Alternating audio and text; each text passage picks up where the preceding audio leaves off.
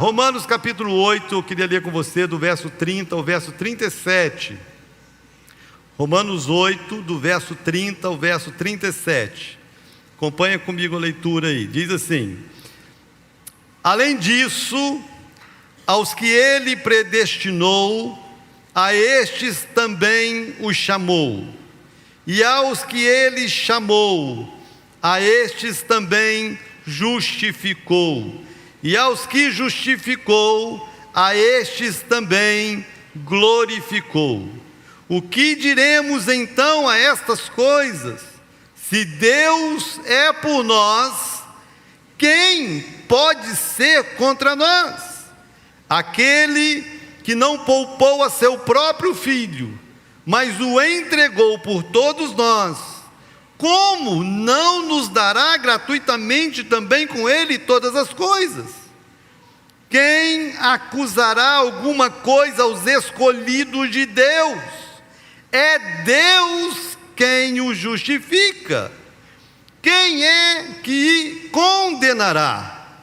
É Cristo que morreu, sim, que foi ressuscitado, o qual está à direita de Deus e também intercede por nós.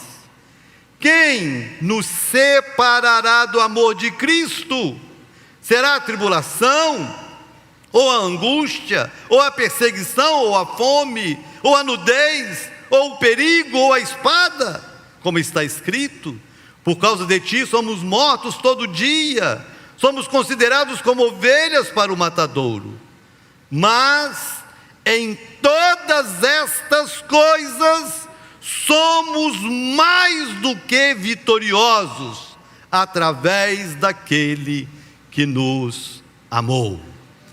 O crente vai falar um amém aí de verdade? Amém. Glória a Deus. Pai amado, nós te agradecemos essa noite mais uma vez, e diante da tua palavra nós abrimos o nosso coração para ouvir a tua voz, e que ela seja clara ao nosso entendimento. Fala conosco, eu te peço, em nome de Jesus, amém. Amém ou amém? Amanhã nós vamos ter a segunda sabatina. Xana está animada, feliz, tranquila, firme. E dentro, né, que é um momento muito especial. Já foi mais tenso, né? Já teve gente que desmaiou e tal, mas hoje a coisa está mais tranquila. Está bem mais tranquila, né? E dentro desse processo, né, de seleção, de preparo de uma pessoa para o ministério, existe uma matéria que ela é a base de um seminário teológico, que é a teologia sistemática. A teologia sistemática, ela trata de doutrinas bíblicas, como a doutrina da própria Bíblia, o que é a Bíblia, doutrina de Deus, quem é Deus, qual o conceito de Deus. E dentre as doutrinas, uma das mais importantes, porém também uma das mais polêmicas, é a chamada soteriologia, que é a doutrina da salvação. Por isso que quem nasce em Salvador não é salvo, é soteriopolano, é isso mesmo? Vou falar errado, não vou nem tentar. Então, a doutrina da soteriologia, que é a doutrina da salvação. E a doutrina da salvação, tem uma polêmica, na verdade uma questão sem resposta humana, que é a questão entre a soberania de Deus e a liberdade do homem. A soberania de Deus e o direito do ser humano em tomar as suas decisões. A maneira, para mim, mais fácil de entender o processo da salvação é quando a gente consegue enxergar ou olhar esse processo numa ótica humana. Porque numa ótica divina só Deus entende. Porque na soberania de Deus, Deus sabe quem será salvo. Mas na ótica humana, todos os dias a gente vê pessoas tomando decisões. Algumas escolhendo Jesus e outras negando Jesus. E o apóstolo Paulo, ele escreve essa doutrina E ele discorre sobre ela num nível de profundidade tão grande, que quando ele chega no final do seu argumento, ele fala: ó, profundidade das riquezas! Quem conheceu a mente do Senhor? Porque por mais que ele tentasse explicar, ele chega a essa conclusão, que não tem como entender a mente de Deus. Como a própria Bíblia diz, que os caminhos do Senhor são mais altos que os nossos, os pensamentos do Senhor são mais altos que os nossos. Então nós nunca vamos entender Deus, mas nós conseguimos fazer uma leitura dentro de uma visão humana. E nessa visão humana, a gente vê, então, pessoas respondendo a um chamado. Essa é a palavra. Ao que Ele predestinou, Ele também chamou. E quando Ele discorre sobre o tema, Ele mostra que existe uma investida, um ataque, para que as pessoas ou não respondam a esse chamado de Deus para a salvação, ou as pessoas no meio de um processo desistam. Para você entender, hoje o número de pessoas que já passou por uma igreja, que já fez uma decisão por Cristo, estão desviadas do Evangelho, é 2 vezes maior do que o número de pessoas que está firme na igreja. Porque em algum momento faltou maturidade para concluir o processo, depois de uma decisão. E o apóstolo Paulo, ele mostra, dentro desse texto, que essa maturidade, ela é essencial para que a gente resista, para que a gente supere as investidas, essas investidas, contra o nosso chamado, contra a nossa salvação. Porque quando eu olho para a Bíblia, e eu olho para essa defesa que o apóstolo Paulo faz da salvação, e que ele mostra com muita clareza, que não é algo que depende do homem, a não ser essa resposta e perseverança, mas que a salvação em si é um ato exclusivo de Deus, partiu de Deus. Não foi o homem que decidiu ser salvo, foi Deus que decidiu salvar o homem. Foi Deus que decidiu entregar o filho dele para morrer na cruz. Foi Deus que decidiu vir à nossa procura, vir ao nosso encontro. Não fomos nós que subimos ao céu para encontrar Jesus, foi Jesus que desceu do céu para se encontrar conosco. E é Ele que opera todo o processo. É Ele que derrama todo o sangue, Ele que dá a vida e Ele que ressuscita. É Ele que na cruz diz: está consumado. A salvação é um ato completo e perfeito de Deus. E por ser um ato completo e perfeito de Deus, então é possível a gente estar seguro nessa salvação. Eu posso afirmar que um crente em Cristo, ele não perde jamais a sua salvação. Que um crente em Cristo, ele está solidificado numa promessa bíblica de segurança da sua salvação. Mas que é possível ele abrir mão dela. É possível, não por causa de um erro, de uma queda, mas por causa de uma decisão, ele perder essa segurança.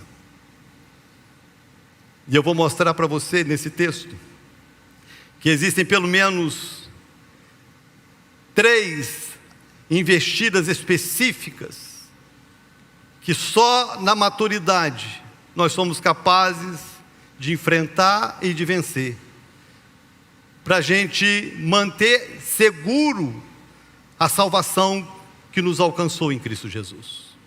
Presta atenção, como que a maturidade, ela se revela, e revela o seu poder, para que essa segurança do que Jesus fez na cruz por nós, seja mantido na nossa vida.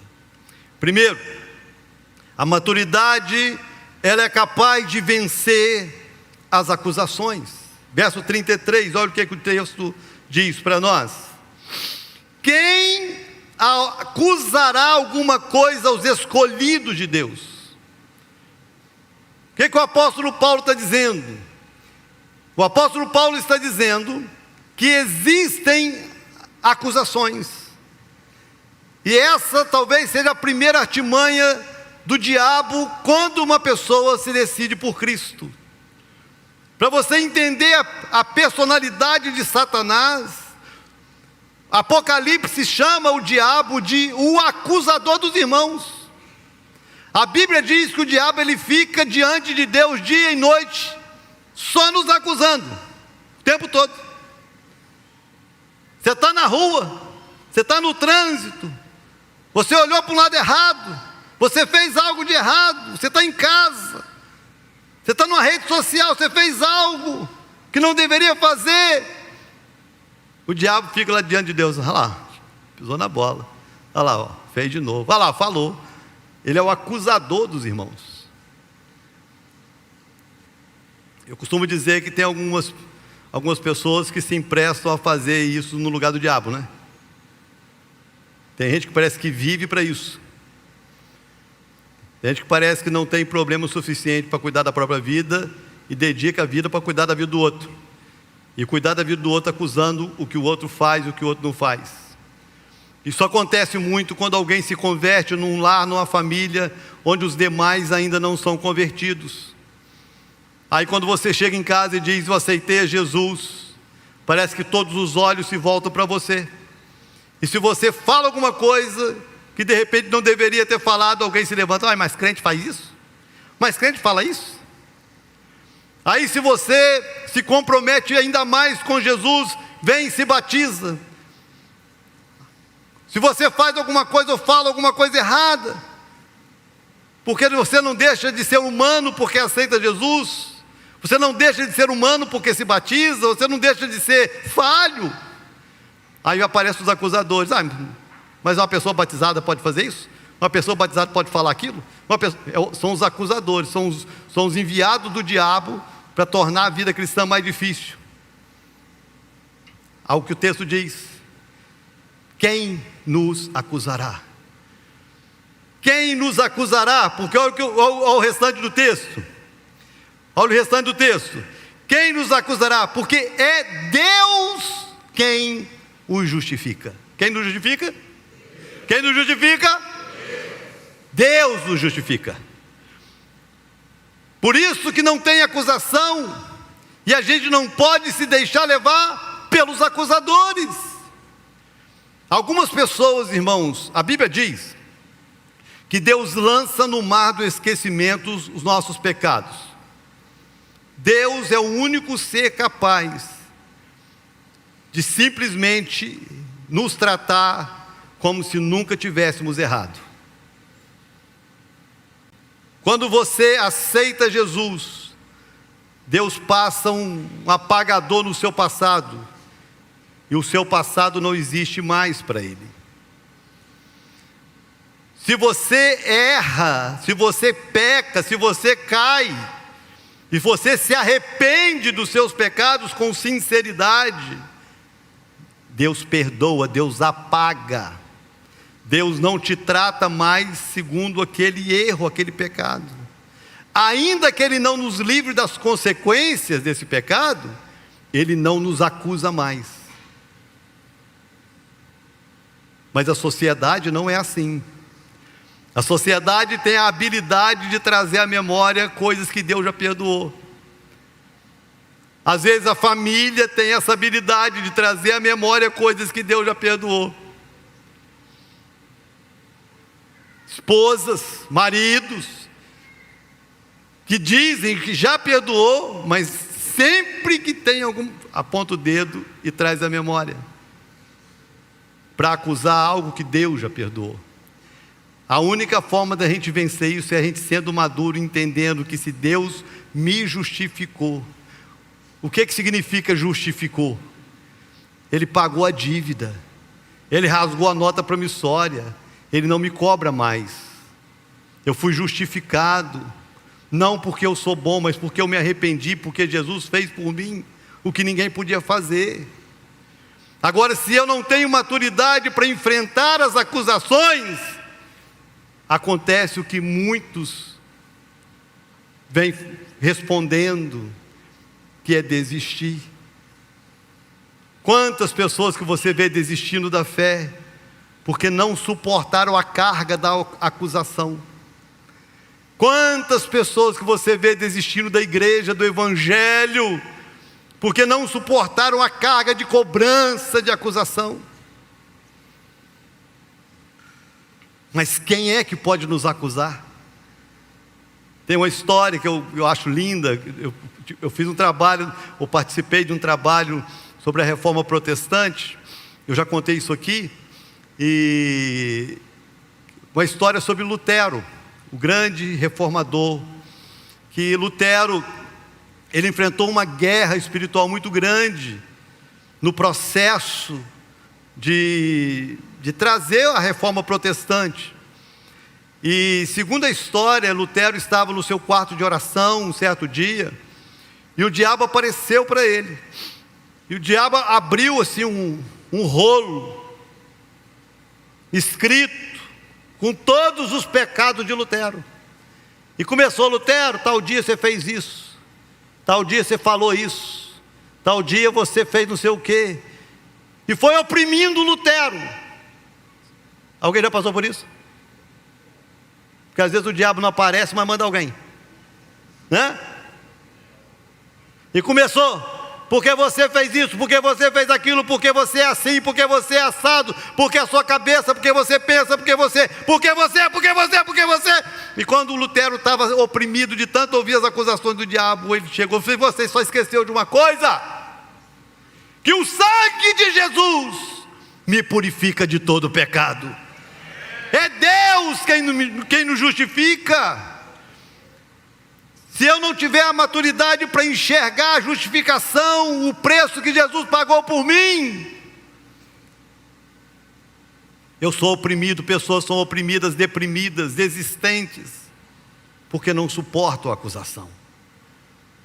Mas o que o apóstolo Paulo está dizendo aqui é que não tem acusação. Não tem acusação. Ninguém pode nos acusar, porque se alguém te acusar, você mostra para ele que quem te justifica não é você, quem te justifica é Deus. Posso ouvir um amém? Amém. Segundo, que a maturidade, ela revela o seu poder na segurança da salvação, porque a maturidade, ela nos livra da condenação. Porque se você parar e pensar, é um processo, né? Primeiro alguém chega e acusa, e depois ela toma o lugar de juiz e condena. É assim que funciona. Agora olha o que diz o verso 34. Quem é o que condenará? Numa outra versão diz: e quem nos condenará? É Cristo que morreu. Quem morreu? Não foi uma galinha preta? Não foi um bode? Quem morreu? Cristo morreu. Sim, que foi ressuscitado, o qual está à direita de Deus e também intercede por nós.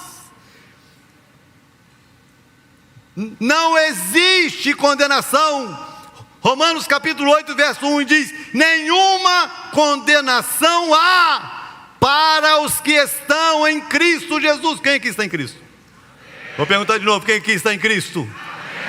Nenhuma condenação há para os que estão em Cristo. Nenhuma. Mas essa também tem sido uma artimanha do diabo para tirar muitas pessoas do evangelho,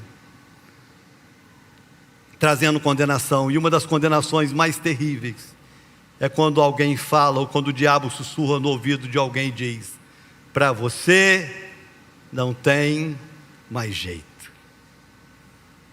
Possivelmente você já ouviu isso em algum momento. Possivelmente você já sentiu isso em algum momento de fraqueza, onde você talvez tenha caído no mesmo erro, onde você, lutando para superar uma fraqueza, se viu vencido por ela, e você se viu condenado pela sua consciência, você se viu condenado por alguém que te julgou, você se vê condenado às vezes pela igreja, pela religião. Confesso para você que eu não sei qual desses adversários é o pior, mas talvez seja a consciência. Ser condenado pela própria consciência, que tira a paz, que tira a alegria, que tira o sono, que tira a energia, que tira a vontade de servir, que tira o ânimo para viver, porque se sente condenado, porque de fato errou e não deveria ter errado, falou e não deveria ter falado, caiu, pecou, repetiu algo que não deveria ter repetido. E a nossa consciência, ela é assim, catedrática, pós-graduada em condenação. Mas o que nos salva não é a nossa consciência. O que nos salva é Cristo. O que nos livra de uma condenação não é a nossa consciência, o que nos livra de uma condenação é Cristo. Presta atenção, irmãos. A Bíblia diz, eu acho lindo, eu acho tremendo esse texto, João capítulo 5, versículo 24. Em verdade eu vos digo, quem ouve a minha palavra e crê naquele que me enviou, tem a vida eterna e não entrará em juízo, pois já passou da morte para a vida. Presta atenção, se você está em Cristo, não existe julgamento, condenação, você está em Cristo. Nós vamos sim comparecer, porque existe uma doutrina, irmãos, eu já ouvi pessoas pregando sobre isso, dá até uma opressão. Eu fico pensando assim, que opressão que vai ser para entrar no céu, se for na ótica dessas pessoas, de que nós vamos apresentar diante de Deus, todo mundo, e que vai aparecer num telão todos os nossos pecados e todo mundo vai ver. Aí que vai aparecer no telão, Deus vai colocar todo mundo sentado assim, aí vai chamar, pastora Fátima, vem cá. Aí Fátima, ó, quando você era criança você mexeu no pirulito da Mariana, e vai começar a mostrar todos os seus pecados desde a infância, vai expor você desde... Você já pensou que desgraça, irmão? Que céu infernal é esse? Um céu onde eu vou ser exposto e vou passar vergonha? Isso é uma incoerência. Como que eu posso ser julgado por um Deus que a Bíblia diz que Ele já lançou no mar do esquecimento os meus pecados e dele não se lembra mais? Nenhuma condenação há para os que estão em Cristo Jesus. Nós vamos nos apresentar diante de um tribunal, sim. Nós vamos dar conta daquilo que fizemos e deixamos de fazer, sim. Mas não para salvação, mas para saber o nível de recompensa que nós teremos. Porque só passará por um julgamento quem não tem Cristo. Se você tem Cristo, não tem condenação para você. Existe uma segurança em Cristo para você. Firme a sua fé em Cristo. Por isso, irmãos, que a fé, ela é perfeita, a salvação é perfeita, porque ela não é humana, ela é de Cristo.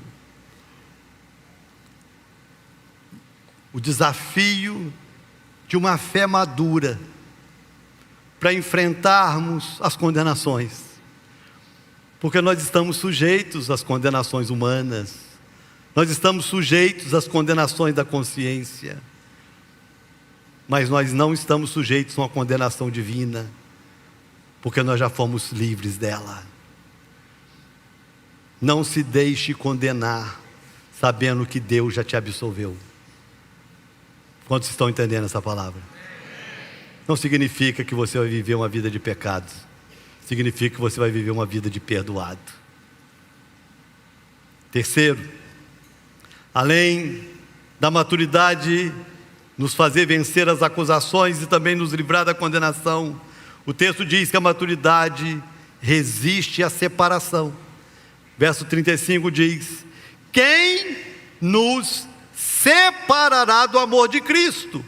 Aí ele começa a mostrar os motivos que separam pessoas do amor de Cristo. Aí começa, ó: será a tribulação, ou angústia, ou a perseguição, ou a fome, ou a nudez, ou o perigo, ou a espada? Será que essas coisas irão nos separar? Porque essas coisas, elas se levantam para tentar nos separar. E de fato, na falta de maturidade, muitas pessoas são separadas do amor de Deus por causa dessas coisas.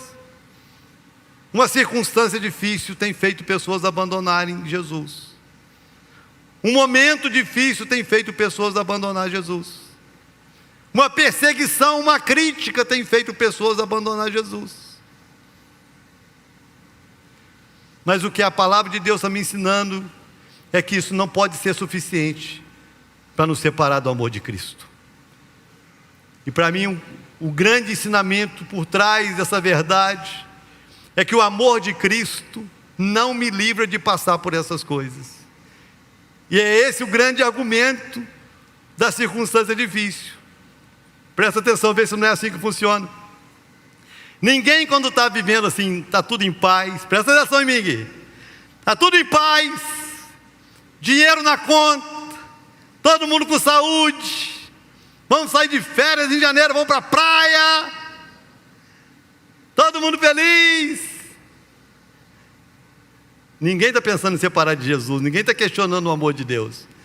Você já viu alguém questionar o amor de Deus quando está prosperando? Você já viu alguém questionar o amor de Deus quando está com saúde? Você já viu alguém questionar o amor de Deus quando a família está indo tudo bem? Não, mas quando acontece alguma coisa que contraria, quando vem uma adversidade e bate na porta, aí, primeiro questionamento: será que Deus me ama mesmo?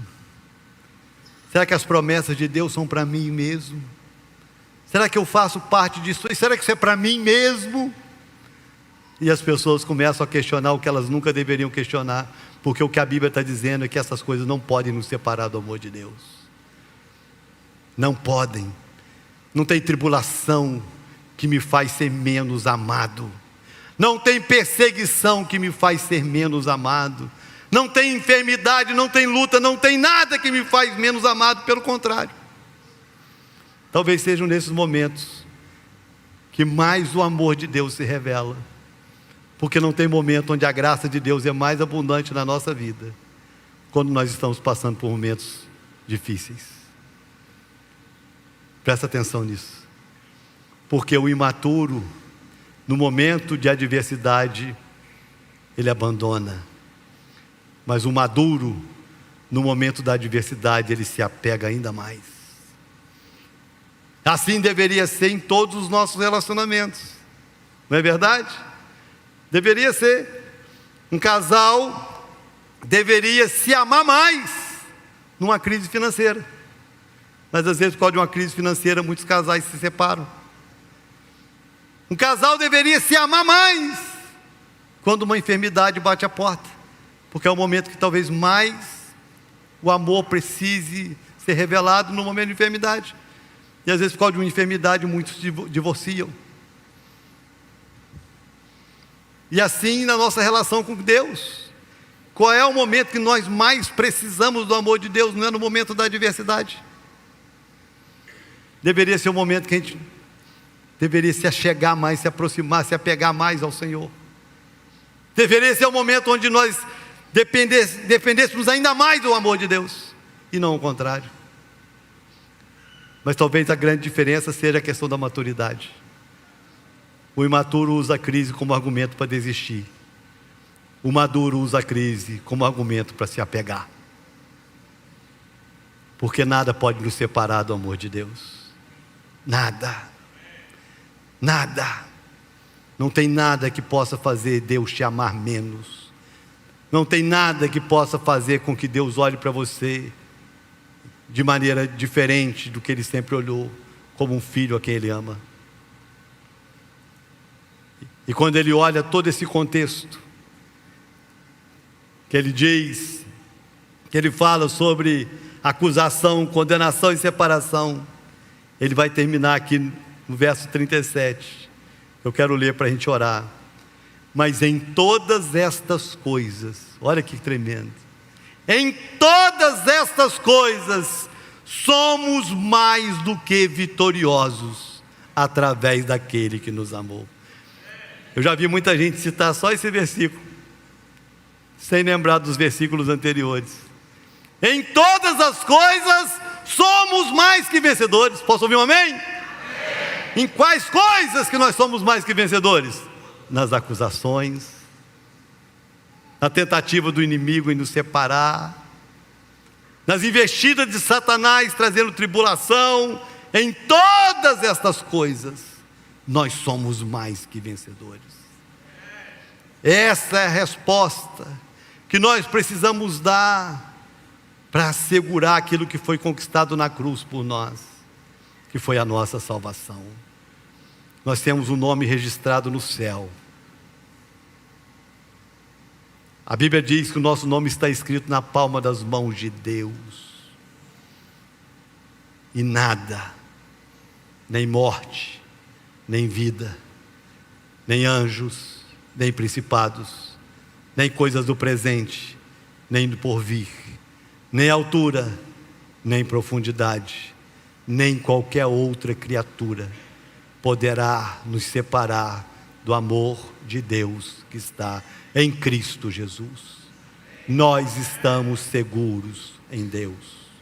Nós estamos seguros em Cristo. Não negocie isso. Não negocie isso. O grande desafio da salvação, irmãos, se chama perseverança. Porque na nossa perseverança, a salvação está segura. Você entendeu essa palavra? Queria que você ficasse de pé para nós orarmos. Nós vamos encerrar essas 24 horas de oração, agradecendo mais uma vez a Deus por essa segurança que foi conquistada na cruz por nós. Deus não está brincando de ser Deus. Jesus não está brincando de Salvador. Ele pagou um preço suficiente para nos dar essa segurança. Não abra mão da sua salvação. Não negocie a sua salvação. Não negocie a sua posição em Deus. Aquele que está em Cristo, nova criatura é. As coisas velhas se passaram, e eis que tudo se fez novo. Não há condenação para quem está em Cristo. Queria que você fechasse seus olhos, levantasse as suas mãos e simplesmente você agradecesse a Deus. Senhor, obrigado, porque aquilo que para mim era impossível, aquilo que para o ser humano era impossível, como o próprio Senhor Jesus disse aos discípulos, o que por homem é impossível, para Deus é possível. E a nossa salvação não é humana, a nossa salvação não é religiosa, a nossa salvação não está firmada em mérito próprio, em homens. A nossa salvação está firmada em Cristo, o sacrifício perfeito. Obrigado, Jesus. Obrigado, porque não há acusação. Ainda que acusadores se levantem, não há acusação. Não há condenação. Ainda que falsos juízes se levantem para nos condenar, nenhuma condenação há para os que estão em Cristo.